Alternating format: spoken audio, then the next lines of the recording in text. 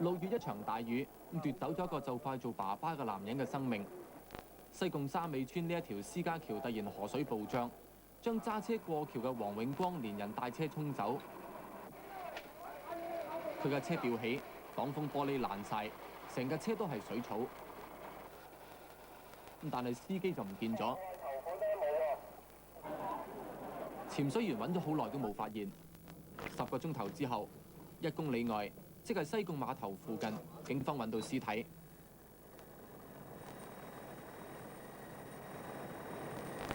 雨水帶嚟嘅災害數都數唔晒，山泥傾瀉有幾百次，最嚴重嘅係港島南區深灣道，4萬公噸嘅泥同埋石從南朗山道冧落嚟，摧毀2間船廠同埋1間木廠，一對外籍男女活埋，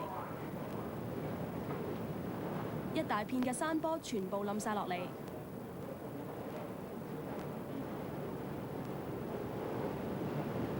船廠被夷為平地，爛咗嘅建築物俾山泥推出100幾公尺嘅海邊。呢一次冧山泥仲引起火警，消防員又要救火又要救人。事發之後嘅24個鐘頭，消防員先至揾到2具屍體。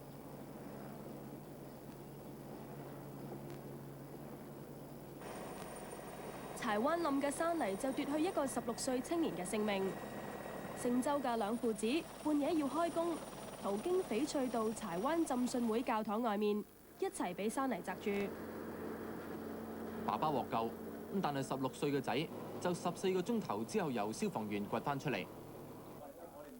2宗奪命山泥傾瀉嘅斜坡都唔係政府所指嘅危險斜坡，冧嚟嘅原因政府都唔能夠100%確定。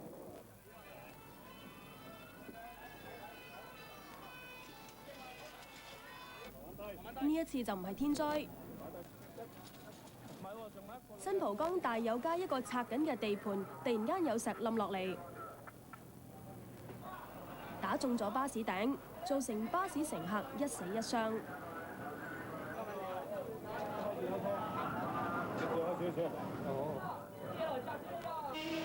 拆緊樓嘅工廠大廈地盤要暫時停工俾建築署檢查。有大石原嚟係由地盤9樓天台一幅矮牆跌落嚟。政府成立用嚟監察地盤安全嘅工作小組，亦都未能防止類似事件發生。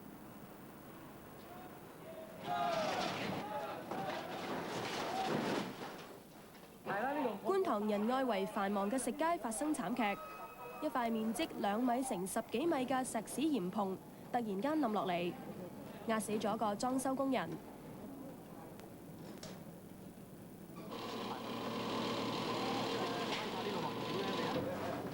死者喺鄉下有太太同仔女，而佢哥哥就話政府要為呢次事件負責。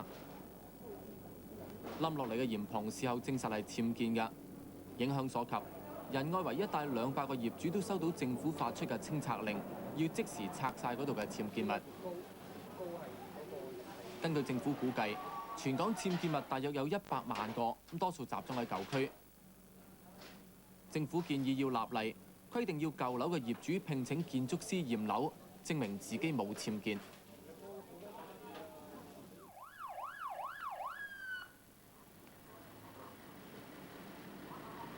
8月18號呢一晚，對70萬屯門居民嚟講係一個噩夢嘅開始。一嚿50噸重嘅大石從山坡跌落嚟，砸死客貨車司機。屯門公路全線封閉，屯門公路全線封閉，所有車輛可行青山公路。鏟泥車推走嚿石，連馬路面都刮起一條深坑。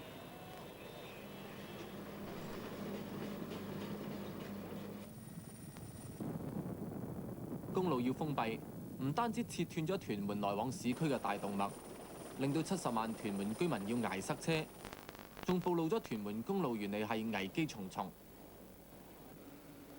政府開始意識到公路兩邊山坡佈滿裂痕嘅大石，嚴重威脅屯門公路嘅行車安全。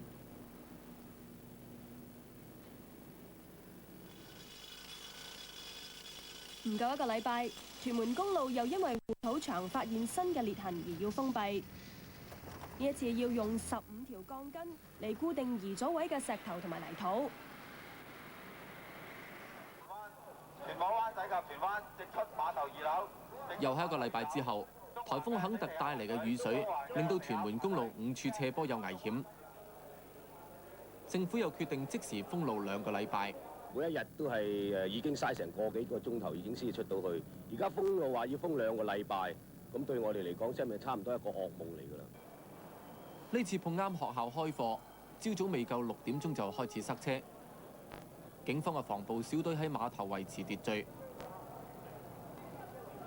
屯門碼頭嘅人龍有2、3千人，估計有2萬幾個居民揀咗搭船從水路出市區。即係今日係即係屯門公路封路嘅第一日翻工嘅情況啦，亦都係琴晚先落風球。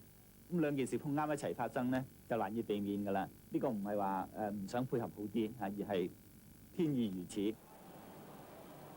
呂崇義呢一番天意嘅説話一出，立即就引起強烈反應。跟住第2日，呂崇義承認講錯嘢，主動向市民道歉。我當時嘅意思係講即係不幸嘅巧合，就唔係話推於天意咁解嘅。但我用詞不當，即係令到市民呢係覺得唔愉快。我係好衷心咁向大家道歉。我要投訴啊！屯門公路到而家仲有一條行車線要封閉維修，每逢有交通意外，就會見到呢啲場面。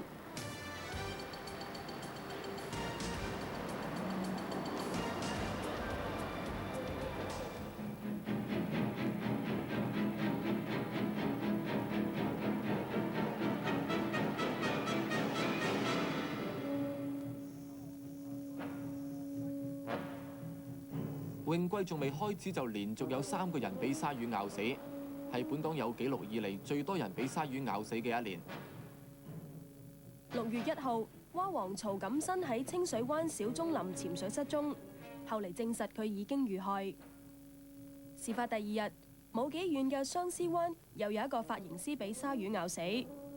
隔咗個幾禮拜，喺清水灣游早水嘅黃桂容亦都俾鯊魚襲擊死亡。見到鯊魚咬啊！直頭見到鯊魚咬佢啊！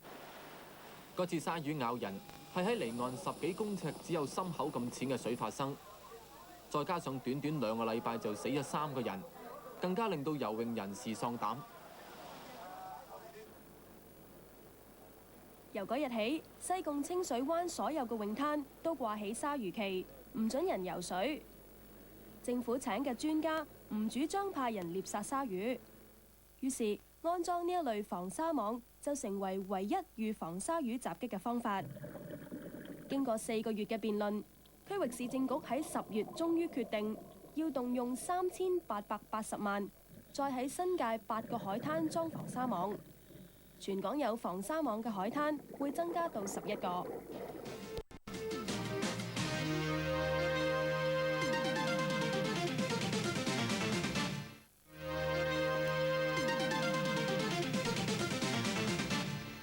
失業率創新高，11萬工人揾唔到嘢做，但係外地輸入嘅勞工就俾老闆剝削，人工同政府規定嘅差好遠。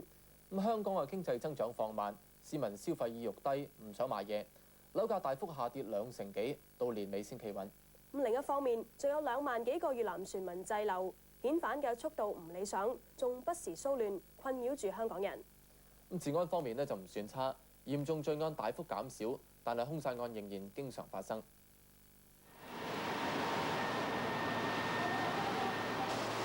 過去1年，本港發生6宗4級大火。北角7姊妹道呢一場工廠大火出現驚心動魄嘅場面。8樓20幾個工人喺公眾假期加班，2樓火燭，佢哋起初以為冇事，但係升上嚟嘅濃煙越嚟越犀利，佢哋逼住要爬出窗口求救。唔好望下邊，掹實個冷氣啊！呢場火燒咗6個鐘頭，有24人受傷，其中9個係消防員。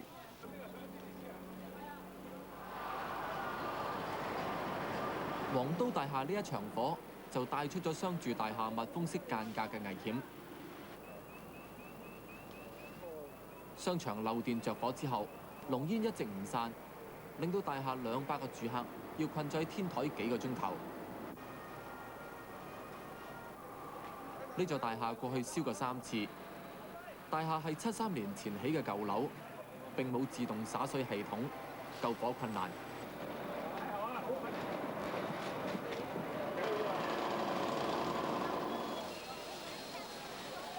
至於柴灣漁灣村發生嘅2死12傷縱火兇殺案，就揭露咗公共屋邨消防通道嘅問題。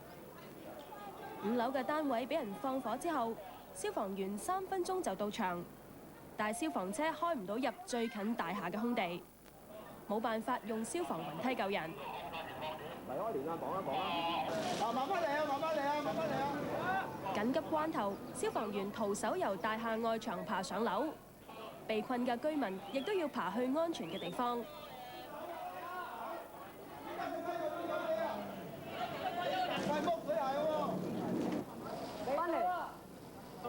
呢一宗火警令到消防處同房屋處之間出現矛盾。樓宇嘅分佈、街道嘅分佈、馬路嘅分佈咧，呢個係大家都睇到㗎啦。我哋消防需要付多啲勞力喺駁喉嗰方面嘅。但係屋邨嘅負責人就指屋邨有緊急嘅車輛通道，拖咁長後係消防員唔識路入。咁但係咪因為佢哋急入唔到咧？咁就唔清楚啦。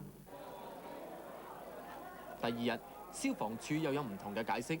我哋嘅隊長又講過啲説話，但可能咧，即係佢嘅表達能力咧，可能令到人哋誤解啊，係有種困難到達佢現場。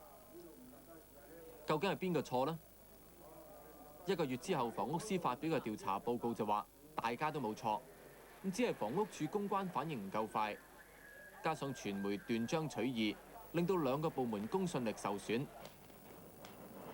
但係政府承諾加強巡查屋邨嘅緊急車輛通道，同埋清除通道內所有嘅臨時障礙物。三梅啊，出嚟啦！三梅，你出嚟啦！過去1年，兇殺案超過30宗，大埔發生嘅肢解兇殺案，酒樓點心部主管黃妙娟嘅屍體一直都揾唔返。警方飛虎隊、水鬼隊喺林村河打撈咗3日都冇發現。到而家，警方只係喺粉嶺一個屋邨嘅垃圾站揾到一對人腳。酒樓33歲外地勞工曾新亮被捕，懷疑佢因為錢銀問題殺人分屍。油麻地吳松街嘅家庭慘劇，失業嘅鄭志超殺死2個仔，藏喺皮箱入面，自己再跳樓受傷。而佢太太周淑瑩又牽涉多宗虧空公款案，結果丈夫要坐監3年半，太太就被判緩刑。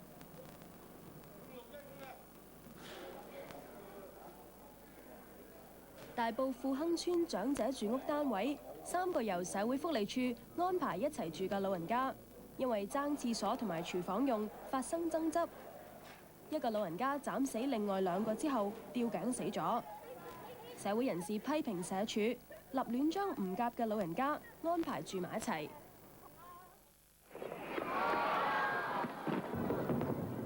璀璨嘅煙花年年都有，但係香港經濟就唔係年年咁好。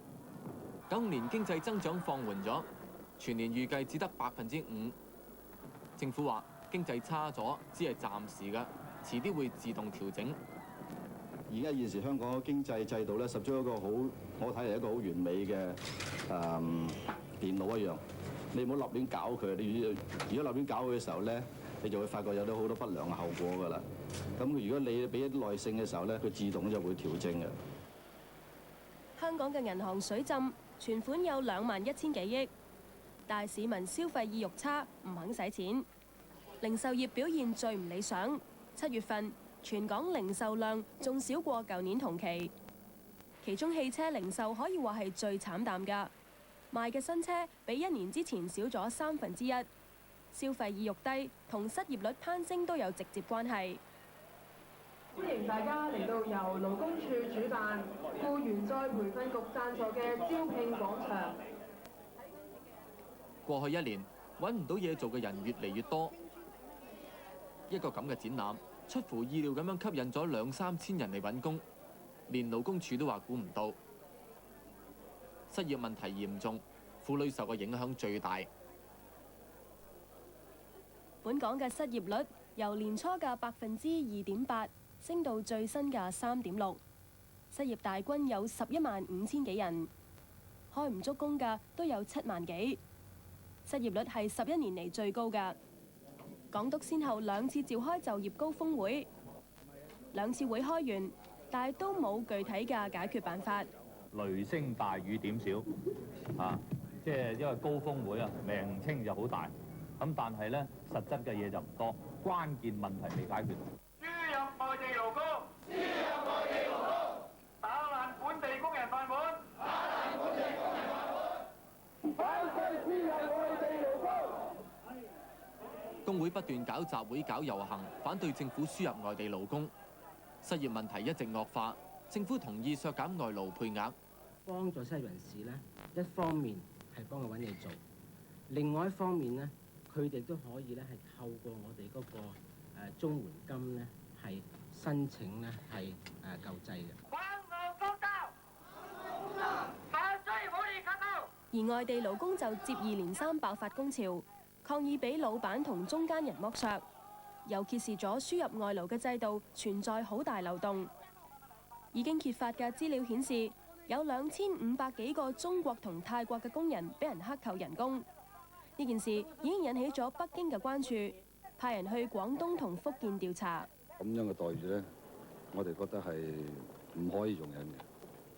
喺而家90年代咁樣嘅現代文明社會，再唔能夠再發生好似上個世紀或者本世紀末，好似賣豬仔咁嘅情形。九龍灣2個臨屋區嘅居民唔滿意居住環境差，趁港督嚟巡視嘅時候發動示威，結果引發警民衝突。呢一次亦都係港督彭定康上任3年嚟第一次遇到咁嘅場面。300幾個情緒激動嘅居民攔途請願。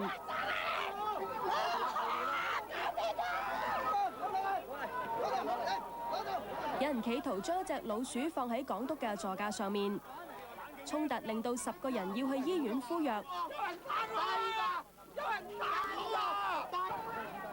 一個外籍記者仲因為涉嫌阻差辦公而被捕。引發呢一次衝突係因為政府打算保留13個臨時房屋區，俾將來持單程證嚟香港嘅新移民住。呢個做法同港督施政報告所講嘅有出入。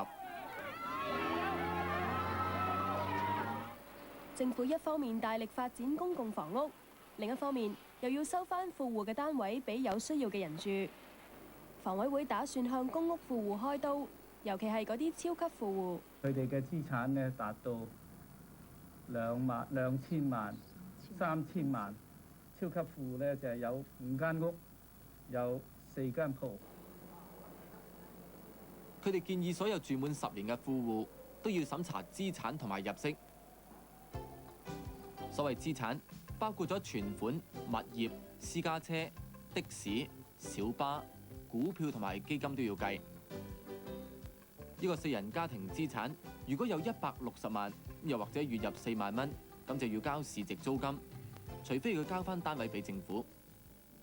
名家設計家居、優惠付款同埋減價，都係過去1年地產發展商推銷樓盤嘅新手法。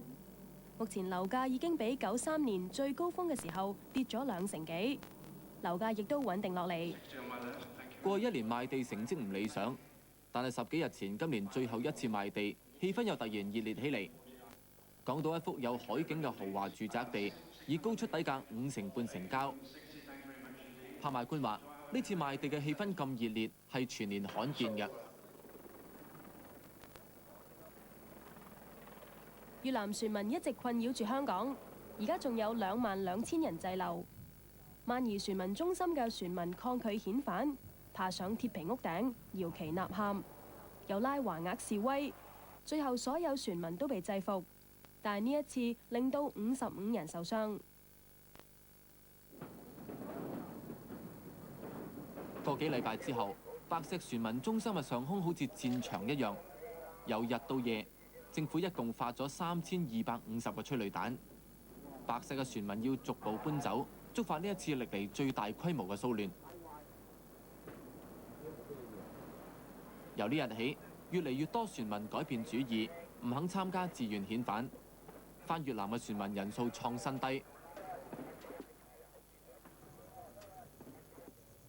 萬宜船民中心營舍俾人放火搶掠，政府話美國國會提出重新甄別難民，令到香港嘅船民誤會，以為佢哋仲有機會去美國，間接觸發呢次騷亂。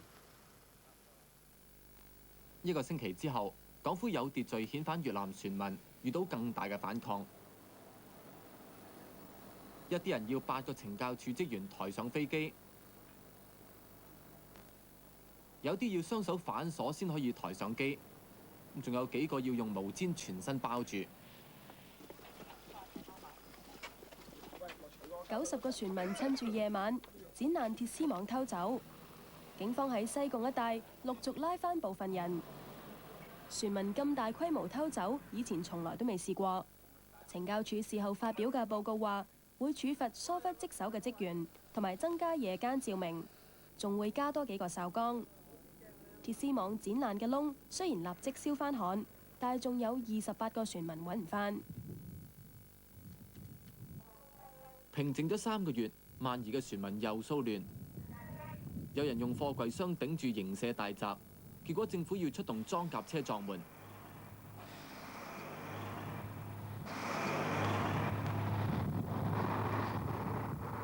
政府動用近1000個懲教處人員，至將163人搬走。呢次又有14個政府人員受傷。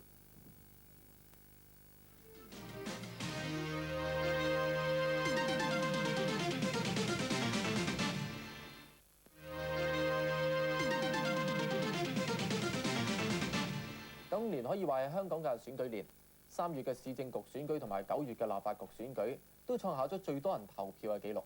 咁但係由於呢2次嘅選舉係喺中英雙方冇協議嘅情況之下進行㗎，中國唔承認，仲話會重組3級議會。過去1年，中英兩國雖然有對抗，但係關係改善咗，仲答應喺香港過渡問題上盡量合作。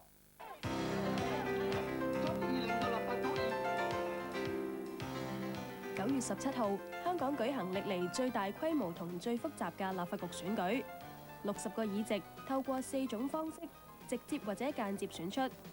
中國唔止一次重申3級議會97年之後要重組，但呢一日仍然有92萬人投票，佔咗登記選民嘅3成半。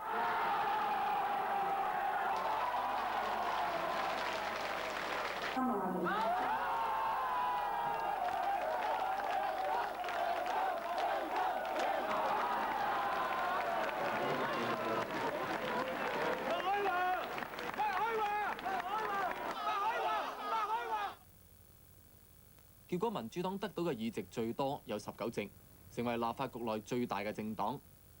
連埋民協4席，以及民主黨8位友好獨立議員，民主黨喺立法局有機會得到過半數嘅支持。親中嘅民建聯同工聯會加埋有7席，獨立議員12席，而自由黨就有10席。堅定可信民主黨，盡心盡力為香港。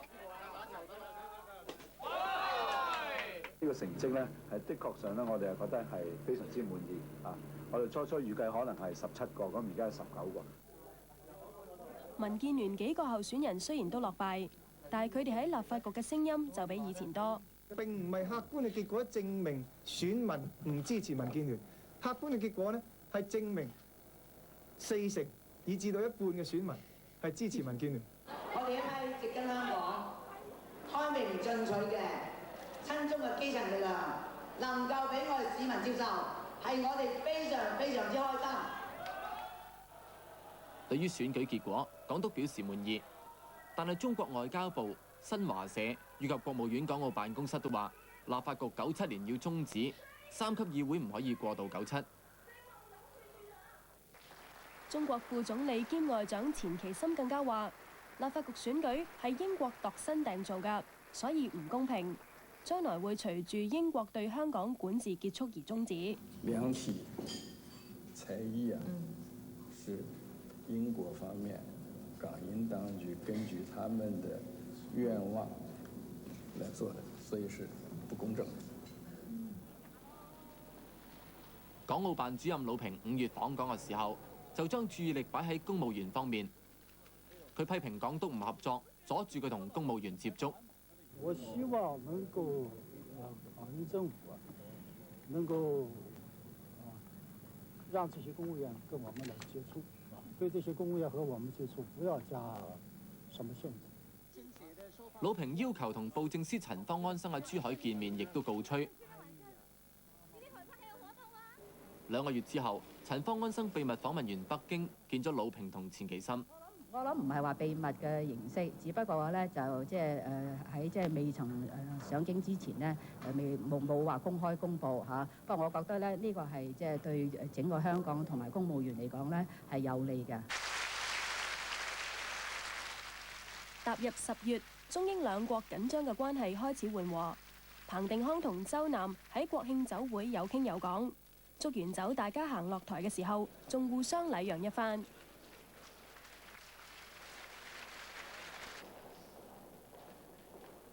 10月3號，錢其琛同英國外相聶偉敬就香港移交嘅事達成一連串共識，籌備主權移交嘅細節。兩國關係又進一步改善，雙方仲話着眼於長遠而深刻嘅雙邊關係。由呢一日起，香港就成立聯絡辦事處，同籌委會接觸，一齊籌備主權移交嘅事。未來1年係香港主權移交最關鍵嘅1年。而香港嘅高級公務員亦都開始分批同中方官員接觸。新機場工程嘅進展順利，但係97年主權移交嗰日就仲未起得好。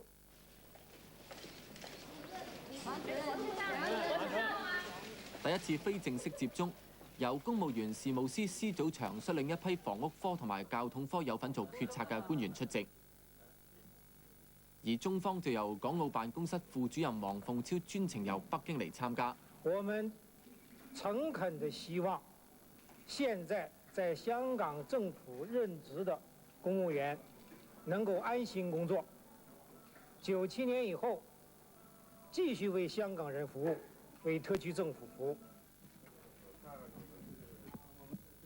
第二批參加非正式會晤嘅就係負責民康廣播同社會福利嘅官員。聚會個人當中，我哋特別提到嘅就係呢個對公務員嘅政策，強調咗公務員隊伍嘅穩定嘅重要性。第3批就係經濟貿易同埋工業方面嘅官員，金融管理局總裁任志剛都有份參加。中國官員每次見面都強調要公務員安心。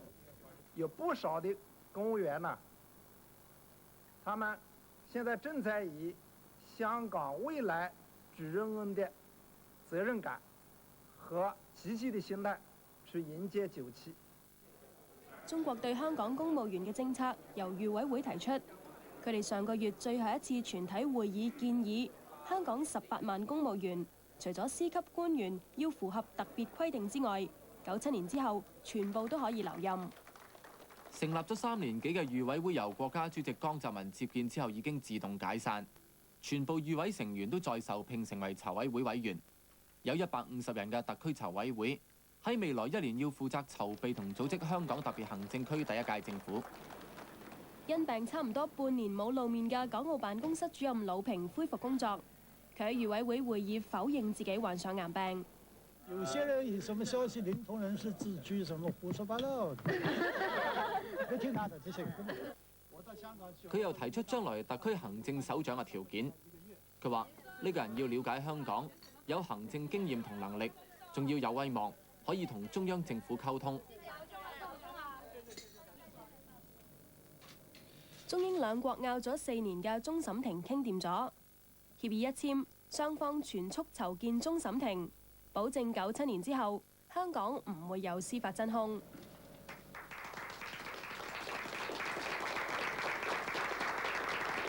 協議之中最矚目嘅係英國接納咗預委會政務小組嘅8點建議，有關國家行為嘅案件，終審庭冇權審，輿論都認為係英國讓咗步。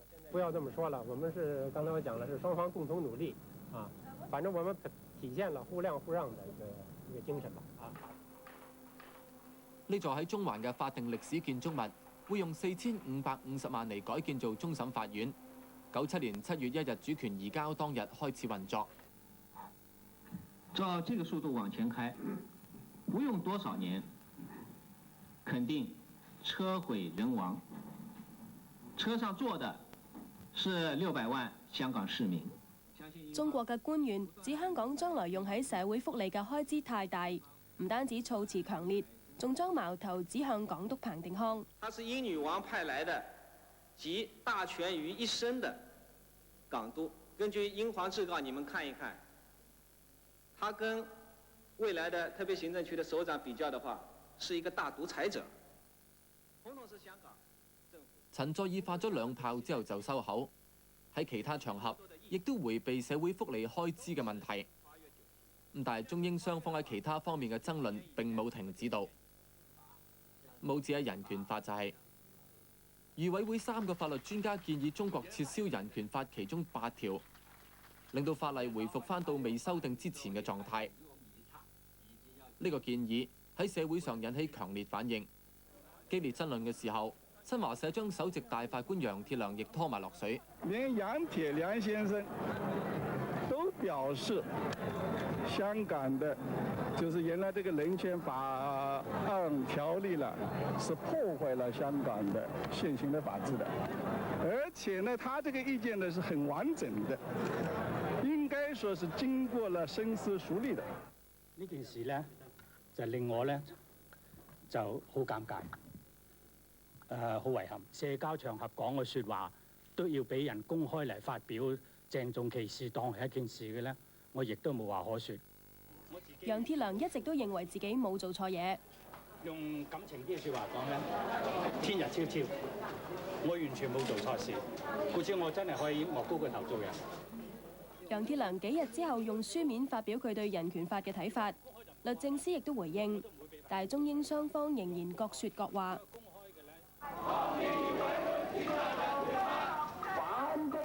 正當中英激烈爭論嘅時候，立法局大比數通過民主黨提出嘅動議，反對漁委會撤銷人權法。動議通過之後，中國立即批評話英國縱容立法局干預漁委會嘅工作。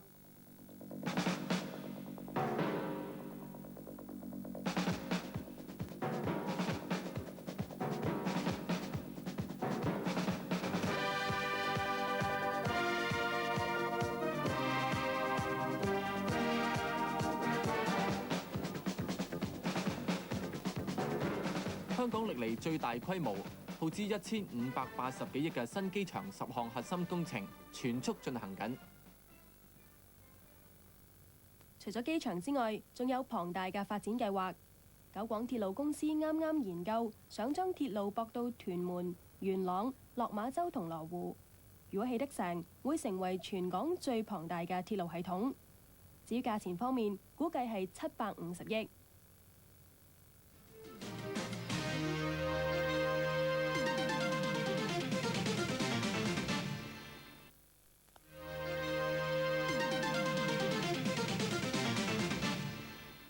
香港嘅報紙突然爆發減價戰，喺激烈競爭之下，多份報紙結束營業，亦都係引人關注㗎。97臨近，唔同嘅人有唔同嘅抉擇。一啲我熟悉嘅人物喺過去1年究竟做過啲咩呢？一齊睇下。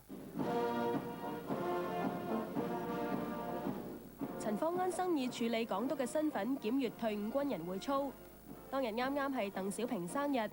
香港18萬公務員之首嘅陳方安生咁樣講：我祝佢老人家長命百歲嚇，身體健康，係咁嚇。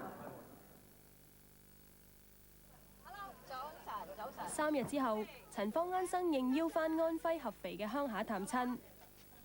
除咗到佢祖父陵墓拜祭之外，仲出席咗當地電視台紀念佢祖父方振武將軍電視劇嘅首映禮。呢一套電視劇表揚方振武將軍抗日嘅英雄事蹟。我都好感動啦嚇，對於我祖父嗰個熱愛國家嗰個精神啦，十分敬佩嚇。咁作為佢嘅後裔咧，亦都覺得係好驕傲同埋好自豪。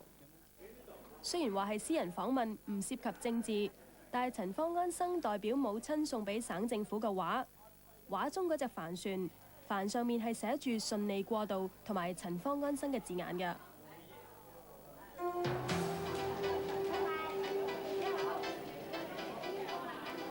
中從政20幾年，曾經係4任港督高級顧問嘅行政局首席議員鄧蓮如，突然宣布以私人理由退出政壇。我認為喺97後喺正式嘅政制架構度有一個位置呢，呢個係冇可能嘅，因為我已經係喺另外一個議會上嘅成員。但係我係香港人，我喺香港出世，我喺香港讀書，我朋友喺香港，我事業喺香港，我可以話喺香港成功。我對香港有一個好大嘅唔好話淨係愛心，同埋有一個責任。所以喺香港好，喺倫敦好，喺邊個政壇好，我一定會繼續替香港做啲事。90年被封為勳爵，晉身上議院嘅鄧蓮如退出政壇。有人認為象徵香港共識政治落幕，立法局對抗政治抬頭。鄧蓮如呢個月會跟夫婿唐明治離開香港，到英國定居。雖然我好快倫敦會成為我嘅屋企，但係我可以大膽講，我認為全世界冇一個地方係比香港好。過去2年一直大力推銷港督政改方案，代表英國同中國談判。而家係公務員事務司嘅施祖祥，就快會離開公務員體系，去貿易發展局做行政總裁。就如果我係驚呢一個過渡問題或者係秋後算賬啊等等嘅話咧，咁我應該咧就唔好去呢個貿易發展局，我應該咧去參加呢一個私人機構啊，或者係甚至冇移民。做咗20幾年官嘅施祖祥，對於做官有咁嘅體會。鐵嘅衙門啊嘛，流水嘅官，我哋即係隨時可以隨風消逝。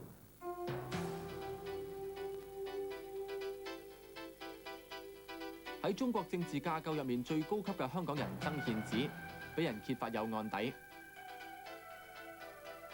佢冇向聯交所提供曾經擁有冒牌貨嘅刑事記錄，俾聯合交易所譴責。佢失蹤1個月之後，喺北京咁講：嗰度我就唔記得咯。咁耐嘅事點會記得啫？呢啲琴日事都可能今日都唔記得㗎啦。嗰啲20幾年嘅事，呢幾年前嘅事，啲978年嘅事咧，我覺得你嗰時候我係窮苦人出身嘅人，鬥爭中成長嘅人，我因為冇咩必要有咩事情感到我要唔可以為大家服務嚇。我唔出聲咧，並唔表示話曾憲梓咁衰。曾憲梓從嚟都係曾憲梓嚟嘅，你睇下。曾憲梓從4歲死咗老豆之後，就一直俾人欺負中長大嘅，喺俾人壓迫之中成長嘅。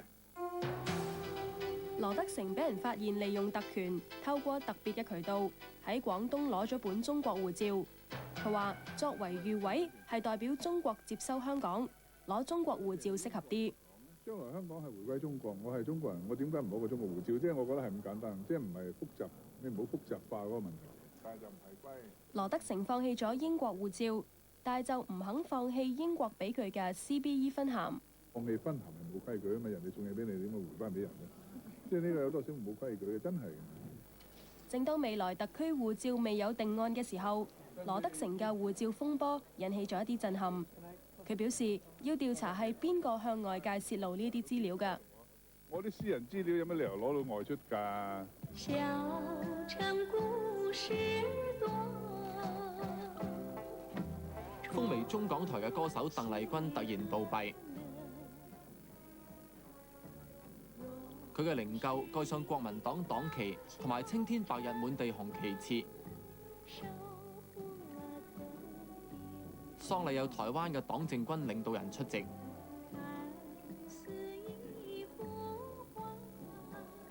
鄧麗君係喺泰國哮喘病發暴斃，享年42歲。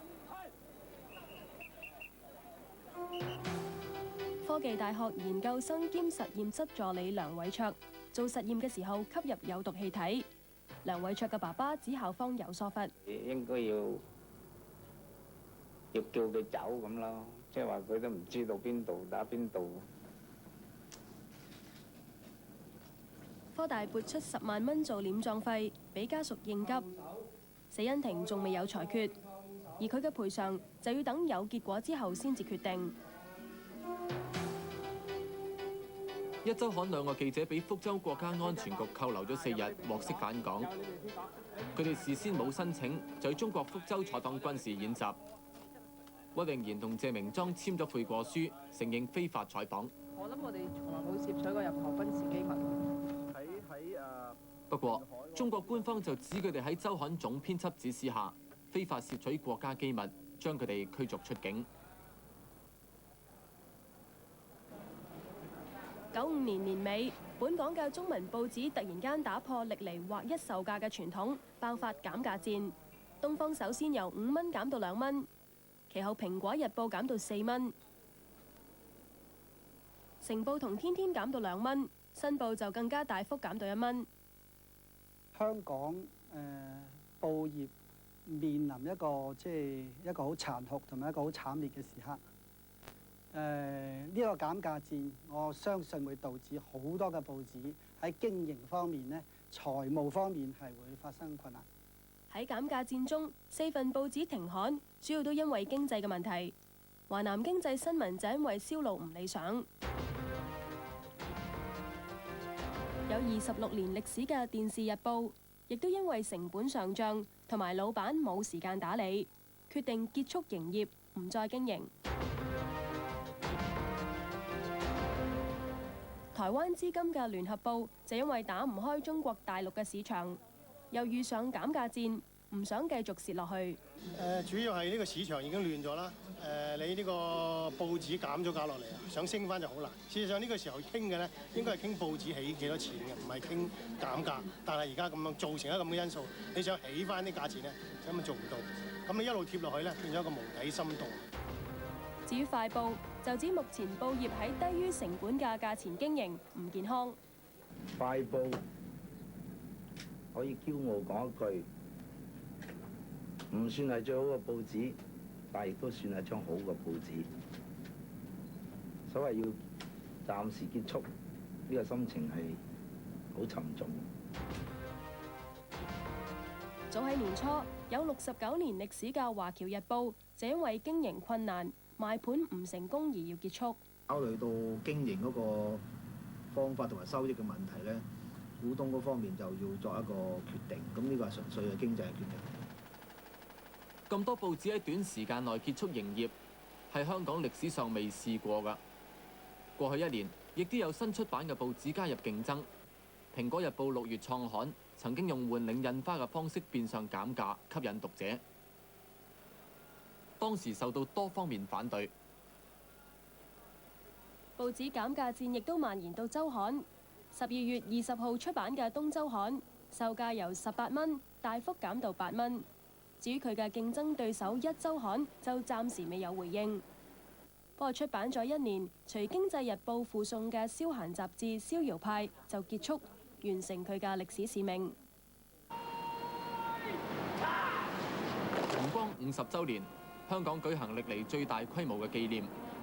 英軍陸續撤出香港，連有140年歷史嘅義勇軍都喺9月解散咗。呢一類儀式同埋場面，以後都再見唔到。